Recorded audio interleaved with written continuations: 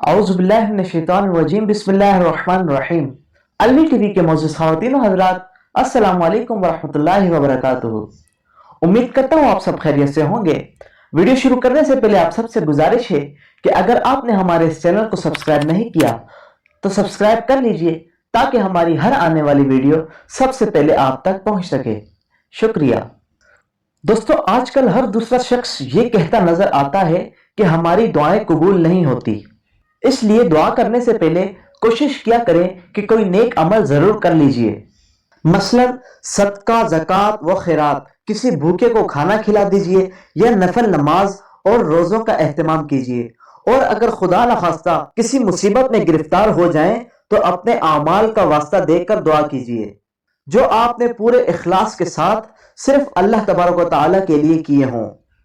نبی کریم صلی اللہ علیہ وسلم نے ایک بار 3 ایسے صحابہ کا واقعہ سنایا جو ایک اندھیری رات میں ایک غار کے اندر پھنس گئے تھے۔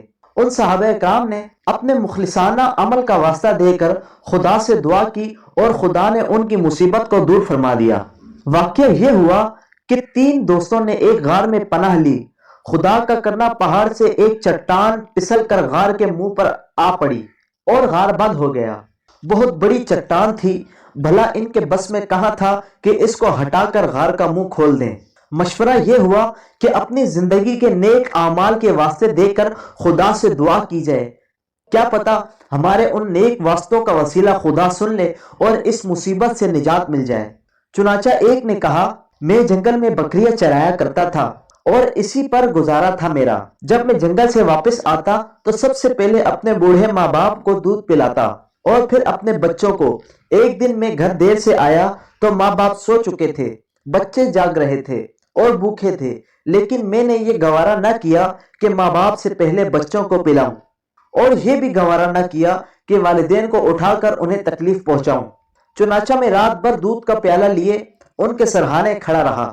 بچے میرے پیروں سے چمٹ چمٹ کر روتے رہے، لیکن صبح تک اسی طرح کھڑا رہا۔ خدایا، میں نے یہ عمل خالص تیری خاطر کیا، تو اس کی برکت سے غار کے منہ سے چٹان ہٹا دے۔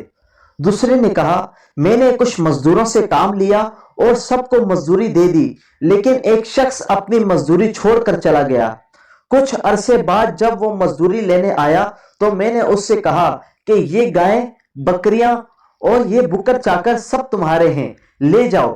وہ بولا، خدا کے لیے مذاق نہ کرو۔ میں نے کہا، مذاق نہیں، واقعی یہ سب کچھ تمہارا ہے۔ تم جو رقم چھوڑ کر گئے تھے میں نے اس کو کاروبار میں لگایا، خدا نے اس میں برکت دی، اور جو کچھ تم دیکھ رہے ہو سب اسی سے حاصل ہوا ہے۔